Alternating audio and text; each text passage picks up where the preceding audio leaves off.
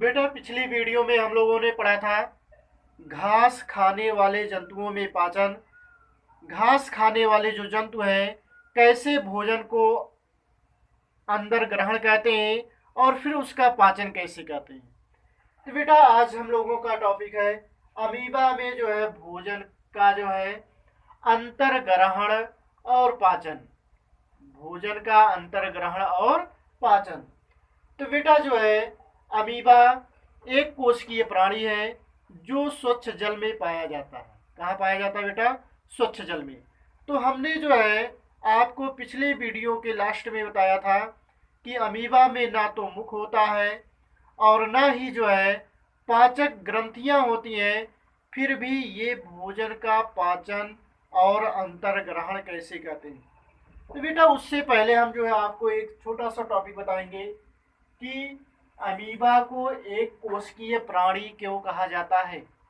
Amoeba जो है एक कोशिकीय क्यों है?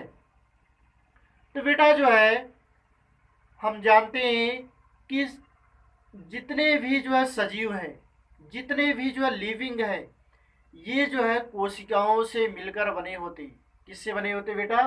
कोशिकाओं से, सेल से मिलकर बने होते हैं। तो सभी जीवधारियों का शरीर कोशिकाओं से मिलकर बना होता है। तो बेटा इसमें से कुछ ऐसे प्राणी होते हैं जिनका शरीर केवल एक कोशिका से मिलकर बना होता है, सिंगल सेल से बना होता है, उसे एक कोशिकीय कहते हैं। और कुछ जीवधारी ऐसे होते हैं जिनका शरीर एक से अधिक कोशिकाओं से मिलकर बना होता है। कुछ जीवधारी ऐसे होते हैं बेटा जिनका शरीर एक से अधिक कोशिकाओं से मिलकर बना होता है, उसे बहुकोशिकीय कहते हैं। तो बेटा अमीबा क्या है? अमीबा एक कोशिकीय प्राणी है। और कहाँ पाया जाता है?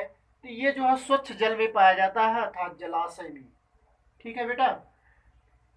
तो अमीबा का बेटा कोई निश्चित आकार नहीं होता है, ये अनिश्चित आकार वाला प्राणी है। यह जो है अनिश्चित आकार वाला प्राणी है। इसकी कोशिकाओं में, इसकी कोशिकाओं से एक या अनेक, एक या अनेक अंगुली के समान, अंगुली के समान जो है प्रवर्ध, प्रवर्ध मीन्स होता है उभार, निकलते हैं, जिन्हें जो है पादाव या जो है कूटपाद या जो है सीडोपोडिया कहते हैं। क्या कहते हैं बेटा? कूटपाद या जो है सीडोपोडिया। यहाँ पर पी साइलेंट होता है। तो अमीबा में जो है अनेक जो है कूटपाद या जो है पादाव निकले होते हैं। ये बेटा जो है अमीबा आप देख रहे हैं, अमीबा में जो है ये कोशिका से जो है अनेक अंगुली के समान, अनेक अंगुली के समान जो है संरचनाएं निकली हुई है। इसे ही जो है कूटपाद कहते हैं। क्या कहते हैं? कूटपाद या जो है पादाव। तो बेटा इसका कार्य क्या होता है? कूटपाद का कार्य क्या है? पादाव क्या कार्य करता है? तो यह अमीबा में गति देने और भोजन को पकड़ने में सहायता करता है। तो बेटा जो है कूटपाद का कार्य क्या है? तो कूटपाद के द्वारा अमीबा जो है गति करता है। अमीबा जो है एक स्थान से दूसरे स्थान पर जाता है और जो है भोजन को पकड़ता है। तो कूटपाद के द्वारा जो है अमीबा भोजन को पकड़ता है और एक स्थान से दूसरे स्थान पर गति करता है। जैसे ही इसे अपनी कोशिका झिल्ली के समीप भोजन का एहसास होता है, भोजन का क्या होता है? एहसास होता है। ये जो है भोजन को जो है जान लेता है कि ये हमारी जो है संपर्क में आ गया है। यह खाद्य कणों को चारों ओर से पादाब विकसित करके कप नुमा संरचना के अंदर उसे निगल लेता है। तो बेटा जो है इसके जो कूटपाद है ये जो है उसे चारों ओर से घेर लेते हैं और जो है कप नुमा जो है संरचना बना लेते हैं। तो भोजन जो होता है इसके जो है पादाबों के बीच में जो है फंस जाता है। तो आप यहाँ पर देख रहे हैं कि जैसे ही भोजन का कण यहाँ पर जो है संपर्क में आया तो ये पादाब जो है इसको जो है क्या करते हैं? घेर लेते हैं और कप के नुमा जो है संरचना बना लेते हैं, और पादाब जो है विलुप्त हो जाता है। तो बेटा जो है खाद्य पदार्थ उसकी खाद्य धानी में फंस जाता है। तो बेटा ये जो है खाद्य धानी में क्या होता है, फंस जाता है, और पादाब विलुप्त हो जाते हैं। और ये जो पादाब होता है ये विलुप्त हो जाता है, गायब हो जाता है। खाद्य धानी से जो है पाचक रस, डाइजेस्टिव जूस स्रावित होता है। क्या निकलता है, पाचक रस स्रावित होता है। जो बेटा यहाँ पर खाद्य धानियां होती है इससे जो है पाचक रस निकलता है। इन खाद्य धानियों से क्या निकलता है, इसे बेटा क्या कहते हैं, खाद्य धानी। इसे बेटा क्या कहते हैं, खाद्य धानी। तो इससे निकलता है पाचक रस, जो खाद्य पदार्थों पर क्रिया करके, जो इस पर जो है ये खाद्य पदार्थ है, ये बेटा क्या है, खाद्य पदार्थ।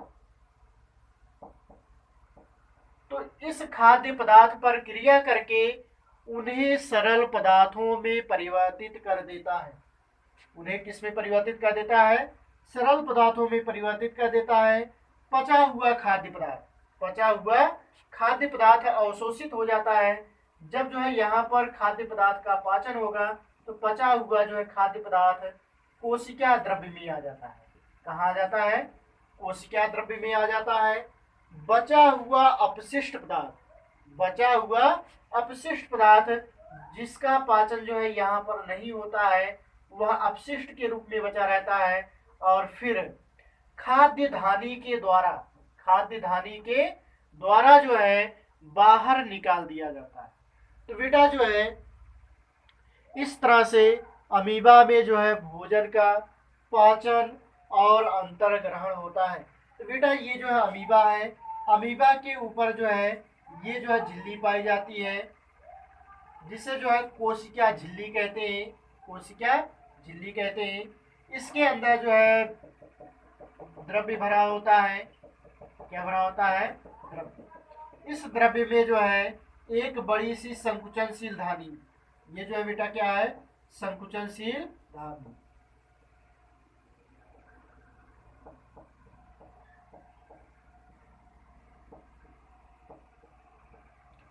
और ये बेटा जो है खाद्य धानी है, यहाँ पर आपको बताया गया। तो जैसे और ये जो है कूटपाद है, ये बेटा जो है क्या है, कूटपाद। ये जो हमेशा बनते और बिगड़ते रहते हैं, इसी कारण जो है अमीबा का कोई निश्चित आकार नहीं होता है। तो जैसे ही जो है भोजन का कण जो है अमीबा के संपर्क में आता है तो ये जो पादप होते हैं उस भोजन के पदार्थ को या कण को चारों ओर से घेर लेते हैं और कफ नुमा संरचना बनाते हैं। ये भोजन का कण खाद्य धानियों में फंस जाता है और फिर जो है खाद्य धानियों से पाचक रस निकलता है। क्या निकलता है बेटा, पाचक रस। पाचक रस जो है खाद्य पदार्थों का जो है पाचन कर देते हैं, उसे सरल पदार्थों में तोड़ देते हैं। पचा हुआ पदार्थ जो है धीरे धीरे जो है कोशिका द्रव्य में अवशोषित हो जाता है, चला जाता है, और अपचित या अपशिष्ट भोज्य पदार्थ खाद्य धानी के द्वारा जो है बाहर निकाल दिया जाता है।